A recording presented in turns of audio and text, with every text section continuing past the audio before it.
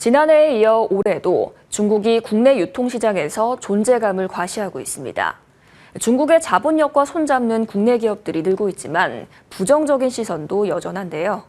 격변의 유통업계 연속기획 마지막 순서, 최유빈 기자가 보도합니다. 지난달 국내 종합몰앱 사용자 수 2위와 3위를 차지한 알리와 테무. 지난 1년간 급성장하며 토종 이커머스인 G마켓과 11번가를 제쳤습니다. 알리바바는 G마켓과 올해 상반기 합작법인을 설립한다는 깜짝 협력을 선언해 화제의 중심에 오르기도 했습니다. 이커머스 사업 부진세를 털어내려는 신세계그룹의 고민과 국내 셀러를 확보하기 위한 알리바바의 니즈가 맞아떨어졌다는 분석입니다. 알리바바는 동대문 패션 플랫폼 에이블리에 1,000억 원을 투자해 패션 시장도 노립니다. 중국 스포츠 의류업체 안타스포츠의 경우 올 초 500억 원을 투자해 무신사 지분 약 1.7%를 확보했습니다. 무신사와 안타스포츠는 중국의 합작법인 설립도 검토하는 것으로 알려졌는데 무신사 입장에선 중국 진출에 탄력을 받을 수 있습니다. 티몬과 위메프 인수전에도 중국 관영기업인 핵공업집단이 뛰어들었습니다.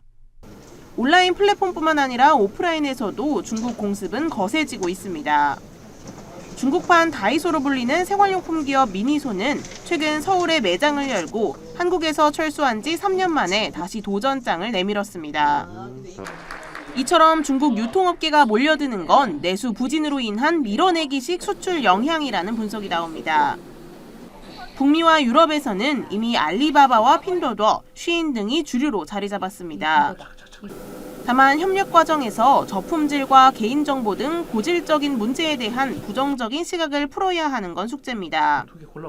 작년 대비 올해 아마 중국 업체들의 한국 시장에 대한 공략, 투자가 훨씬 증가할 것이다.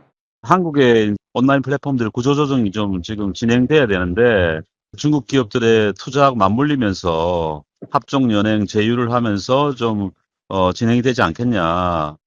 지난해 국내 시장 테스트를 마친 차이나머니가 올해 공략의 고삐를 본격화할 것이란 전망이 나오는 가운데 중국과 손잡은 우리 기업은 여러 우려를 뚫고 협력 시너지를 내야 하는 시험대에 올랐습니다.